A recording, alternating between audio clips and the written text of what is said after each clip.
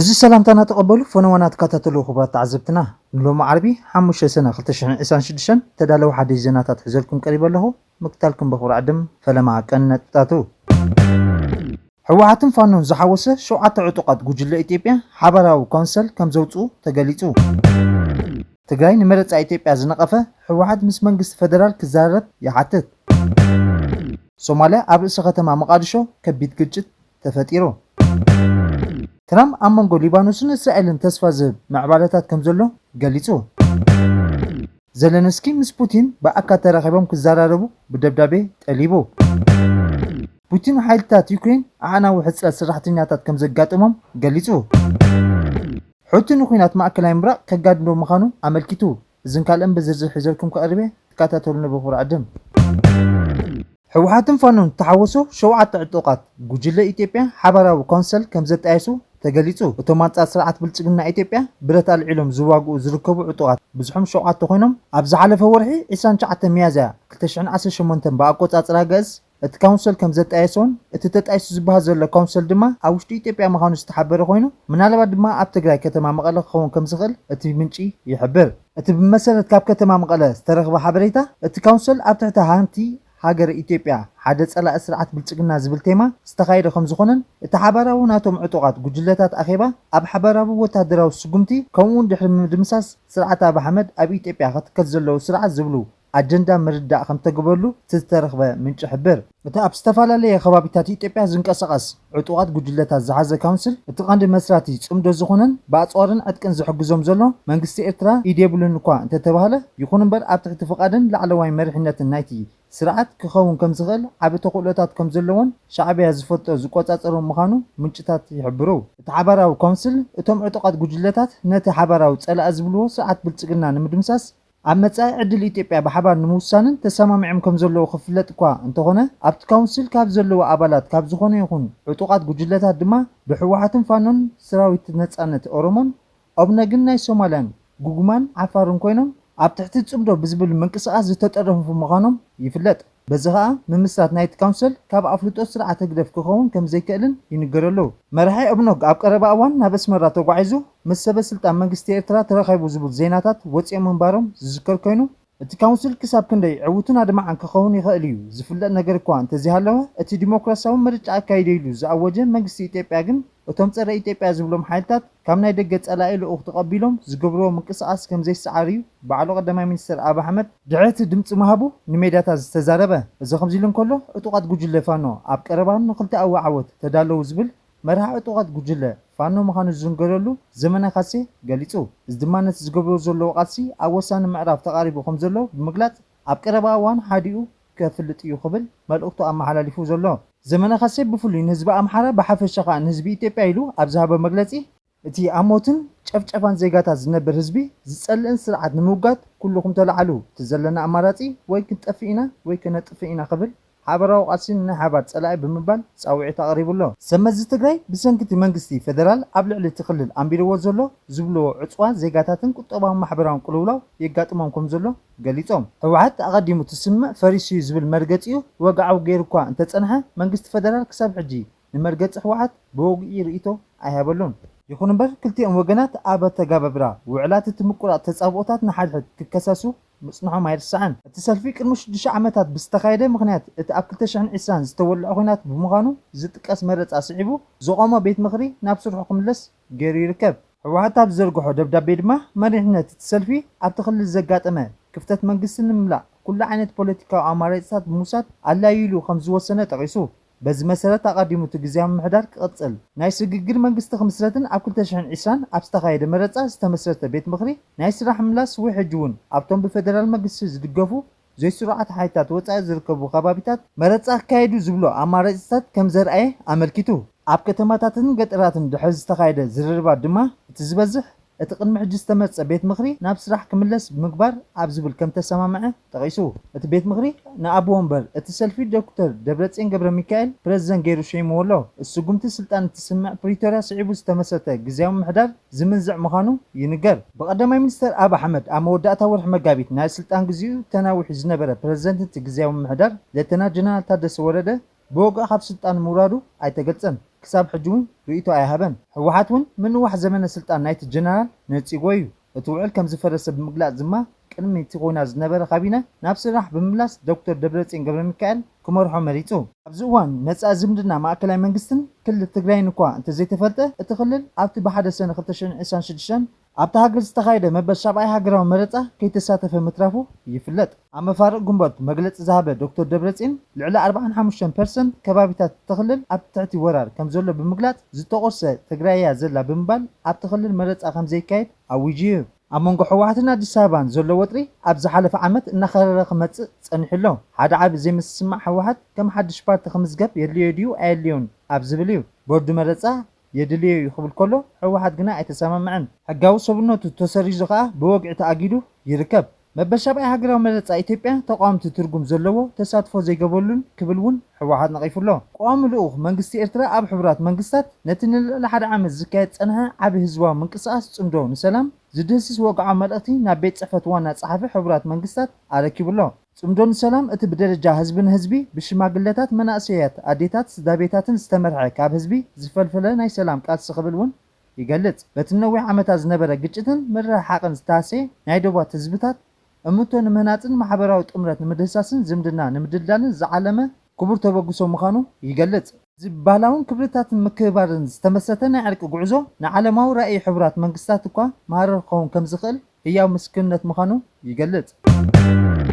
بريزنت ترامب أمونغو إسرائيلين ليبانوسن تسفى زهب معبالتات كم زلو قليتو بريزنت دونالد ترامب تمال 54 سنة أب أوبال أوفيس مس غازيتنياتات أبز قبرو ركب أمونغو إسرائيلين ليبانوسن زكاية زلنا سلام تعري أوسان معرف كم زبصح قليتو بريزنت ترامب ليبانوس دحن نوع عمتات صنحه وقن سقاين حج السلام كتركب جزء خمسة أخله قليتو ترامب أما مغلطيو مس قدامي مينستر إسرائيل بنجامين نتانياهو كم دما بقتا مس جوجل حزب الله سفيح زرب كم زكايده دحر مغلاطو حزب الله نتقريب زلو وعد سلام كم زينصغو زقل زبدابيكوا انت زي هالوه ترامب نعاي اينصغون بمبال اتزته غنا تسفا كم زلو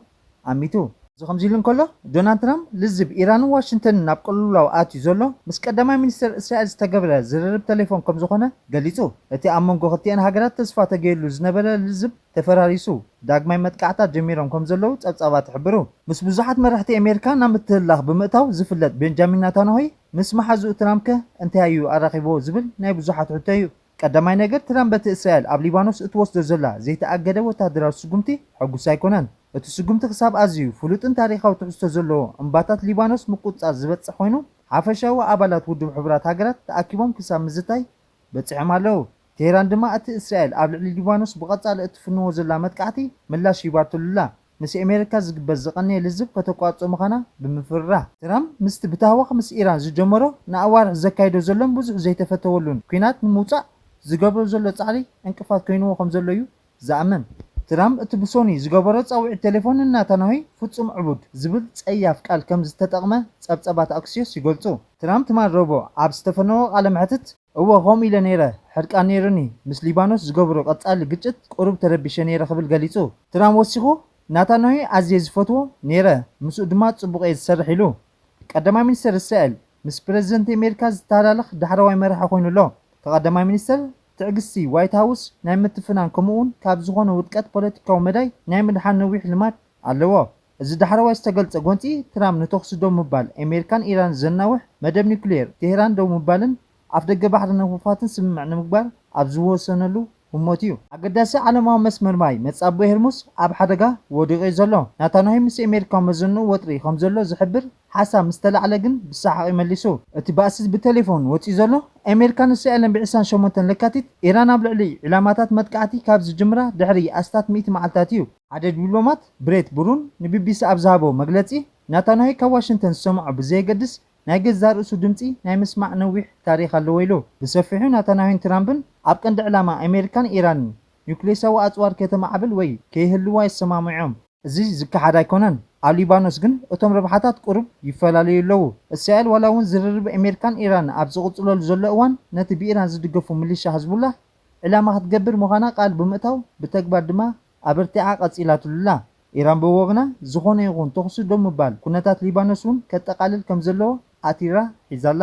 እዚ ኩሉ ዝኾን ዘሎ እቲ ሃገር ነዊሕ እዋን ንእስራኤል ዝሃበቶ ደገፍ ንቐይፌታ ህዝቢ እናወሰኸ እናዓበየ ኣብ ዝኸደሉ ዘሎ እዋን እዩ። ኣብ መያዝያ ዝተዘርግሐ ሓደ ዳሃሳስ ፒው ሪሰርች ፖል ከም ዘመልክቶ ሕጂ 60 ሚእታዊት ኣሜሪካውያን ብዛዕባ እስራኤል ኣሉታዊ ኣረኣእያ ኣለዎም። ቅድሚ ምጅማር ኩናት ምስ ሓማስ ኣብ 2023 ክነጻጸር ከሎ ኣብቲ እዋን 42 ጥራይ ኣሉታዊ ኣረኣእያ ነይርዎም። እዚ ከምዚ ኢሉ እንከሎ ዕጡቓት ጉጅለ ህዝቡላህ ነቲ ኣብ መንጎ እስራኤልን ሊባኖስን ዝተበፅሐ ስምምዕ ምንዋሕ ምቁራፅ ተኹሲ ከም ዘይቅበሎ ኣፍሊጡ። እቲ ብኢራን ዝድገፍ ሊባኖሳዊ ጉጅለ ኣብ ዘውፅኦ ተሪ መግለፂ እቲ ብመንጎኝነት ኣሜሪካ ክካየድ ፀንሐ ዝርርብ ንሊባኖስ ዘሕስር ይኽብል ነፂግዎ። ሰለስቲአን ሃገራት ትማሊ ኣብ ዘውፅኦ ሓበራዊ መግለፂ እቲ ስምምዕ ህዝቡላህ ሙሉእ ተፃብኦታት ደው እንተቢሉ ዝፍፀም ምዃኑ ኣፍሊጠን ነይረን። ኣብ ዘቐረባ መዓልታት ኣብ መንጎ ክልቲኦም ወገናት ዳግማይ ዝተወልዐ ግጭት ነቲ ስምምዕ ኣብ ሓደጋ ኣእትዎ ምጽንሑ ይፍለጥ። ፕረዚደንት ዩክሬን ቭላድሚር ዘለንስኪ ናብ ፑቲን ኣብ ዝፀሓፎ ክፉት ደብዳቤ ኣብ መንጎ ሃገሩን ሩስያን ዝካየድ ዘሎ ኩናት ደው ንምባል ምስ ፕረዚደንት ሩስያ ቭላድሚር ፑቲን ብኣካል ተራኺቡ ክዘራረቡ ጠሊቡ። ፕረዚደንት ዩክሬን ኣብ ዝፀሓፎ ክፉት ደብዳቤ እቲ ምስ ሃገሩ ሩስያን ተካይዶ ዘላ ኩናት ዳግማይ ብኣሜሪካ ኣተኩሮ ክሳብ ዝረክብ ስቕኢልካ ምፅባይ ጌጋ ምዃኑ ሓቢሩ። ብምቕፃል ሰላም ኣብ መንጎ መራሕቲ ዩክሬንን ሩስያን ቀጥታዊ ርክብ ብምክያድ ጥራይ ክመፅእ ከም ዝኽእል ሓሳቡ ኣካፊሉ። ዝካየድ ዘተ ክሳብ ዝውዳእ ኣብ መንጎ እተን ክልተ ሃገራት ምቁራፅ ተኹሲ ክግበር ዝብል ሓሳብ ፑቲን ብሓሙስ እኳ እንተነፀጎ ዘለንስኪ ነቲ ሕቶ ደጊሙ ኣቕሪቦ ኣሎ። ፕረዚደንት ኣሜሪካ ዶናልድ ትራምፕ ትማሊ ሓሙስ ክልቲኦም መራሕቲ ክራኸቡ እቲ ዝበለፀ ምዃኑ ሓሳብ ሂቡሎ። ሩስያ እውን ክፉት ደብዳቤ ዩክሬን ከም ዝበፅሓ ብምግላፅ ፑቲን ብዛዕባ እቲ ዘለንስኪ ኣቕሪቦ ዘሎ ጠረብ መብርሂ ከም ምዃኑ ኣፍሊጣላ። ቃና ናይታ ደብዳቤ ተጻራሪ ዋላ እውን ላቅጢ ዝመልኦ ኮይኑ ኣብ ዘቐረባ እዋን ዩክሬን ኣብ መሬት ሩስያ ንዝካየድ መጥቃዕታት ኣቐልቦ ዝሃበዩ ነይሩ። ዘለንስኪ ኣብ ደብዳቤኡ ንፑቲን ጉጥያ ዝመስል ኣብ ስልጣን 26 ዓመታት ድሕሪ ምጽናሕ ዕድመ ከዓ ናቱ ግደ ይፃወታሎ ኢሉ። ብምስዓብ ዩክሬን እቲ ኩናት ክልቴና ብኣካል ተረኺብና መኸተምታ ክንገብረሉ ትፅዋዓላ ኣነ ክልቴና ክንራኸቤ ፃውዒት ዘቕርብ ዘለኹ ኢሉ። ዘለንስኪ ንፑቲን ከምዚ ዓይነት ዕድመ ከቕርበሉ እዚ ናይ ፈለማ ኣይኮነን። ሩስያ ቀዲማ ንዘቐረበሉ ተመሳሳሊ ዕድመ ዘለንስኪ ናብ ሞስኮ መፂኡ ምስ ፑቲን ክራኸብ ከም ዝኽእል እያ ሓቢራ ነይራ። ኣብዚ ናይ ሕጂ ዘለንስኪ ዝፀሓፎ ክፉት ደብዳቤ ካብ ዘነፅሮ ቀንዲ ነጥቢ ኣሜሪካ ሙሉእ ኣብ ጉዳይ ኢራን ተፀሚዳላ ብምባል ነቲ ኣብ መንጎ ዩክሬንን ሩስያን ዝካየድ ዘሎ ኩናት ኣቓልቦ ነፊጋቶ ምህላዋይ ዝገልጽ። ዘለንስኪ ነዚ ምርኩስ ብምግባር ኣሜሪካ ነቲ ኣብ ኤውሮጳ ዝካየድ ዘሎ ኩናት ዳግማይ ኣቐልቦ ክሳብ ትህቦ ስቕኢልካ ምፅባይ ጌጋ ኢሉ። ብተወሳኺ ፑቲን ሓይልታት ዩክሬን ኣዕናዊ ሕፀት ሰራሕተኛታት ከም ዘጋጠሞም ኣብ ዝገለጸሉ ሩስያ ብዓውደ ውግእ ዓብ መኽሰብ ከም ዝረኸበት ይገልጽ። ፕረዚደንት ሩስያ ቭላድሚር ፑቲን ሓይልታት ሩስያ ኣብ ዩክሬን ኣብ ዝተፈላለየ ጽላታት ቅድመ ግንባር ይግስግሱ ከም ዘለዎ ብምግላጽ ኩነታት ሓይሊ ሰብ ኬብ እናደኸመ ከም ዝመፀ ገሊጹ። ፑቲን ብዛዕባ ኩነታት እቲ ግጭት ኣብ ዝሃቦ መግለፂ ሰራዊት ዩክሬን ብሕፅረት ኣባላት ይሰቐቕ ከም ዘሎ ብምግላጽ እቲ ኩነታት ናብ ካልእ ጽቡቕ ምዕራፍ ኣብ ዝኣተወሉ ዘሎ እዋን ሕፀት ሰራዊት ሓደ ካብቲ ኣገዳሲ ቡድሆታት ዩክሬን ይኸውን ከም ዘሎ ይምጉት። መራሒ ምንቅስቓስ ሕቱ የመን ዓብደል ማሊክ አልሑቲ ትማሊ ሓሙስ 4 ሰነ ኣብ ዝሃቦ መግለፂ ኣብ መላእ ማእከላይ ምብራቕ ወጥሪ እናወሰኸ ኣብ ዝኸደሉ ዘሎ እዋን እቲ ጉጅለ እቲ ግጭት ዝያዳ ንምብራኽ ተዳልዩ ከም ዘሎ ኣፍሊጡ። አልሑቲ ብቴሌቪዥን አልመሲራ ኣብ ዘስምዖ መደረ እቲ ጉጅለ ዝኾነ ዙር ምዕባለ ብፍላይ ድማ ብዛዕባ እቲ ኣብ ሊባኖስን ፍልስጤምን ዝረአ ዘሎ ምዕባለታት ድሉው ምዃኑን ምስ ዞባዊ መሻርክቱን ምውሃሃድ ከም ዘለዎ ገሊጹ። እቲ መራሒ ኣሜሪካ ዘይፍትሓውን ዕጥቃውን ፖሊሲታት ተኽተላላ ክብል ከሲሱ። ዞባዊ ተዋስእቲ ኣብ ኣገልግሎት እስራኤል ናብ ግጭት ከይሓስቡ ኣጠንቂቑ። ነቲ ኩነታት ወሳኺ መድረኽ ዝብል ዝገለጾ አልሑቲ ኣብ መላእቲ ዞባ ዝለዓለ ንቕሓት ክህሉ ፀዊዑ። አልሑቲ ወሲኹ እስራኤል ኣብ ፍልስጤምን ሊባኖስን ንጹር ገበናት ከም ዝፈጸመት ሰፊሕ ወታደራዊ ዕላማታት ተስጉም ከም ዘላን ይኸስስ።